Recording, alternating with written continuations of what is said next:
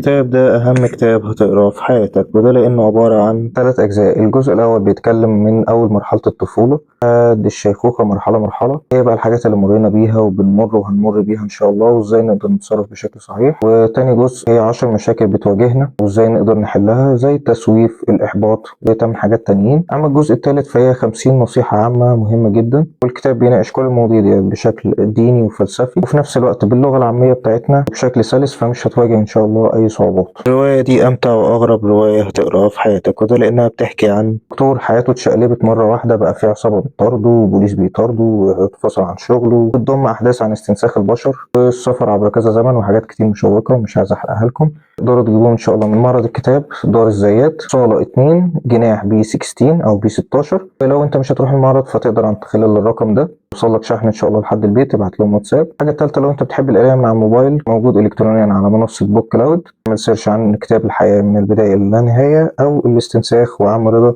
شوف اللي يعجبك. عايز تعمل عن الاثنين اهلا وسهلا، يشرفني. اعمل سيف وسكرين شوت للحاجات ديت عشان ما تنساهمش وتتوه هناك، وشير لكل اصحابك عشان تفيدهم. متحمس جدا ان انا اسمع رايك بعد ما تقراهم ان شاء الله، وسلام.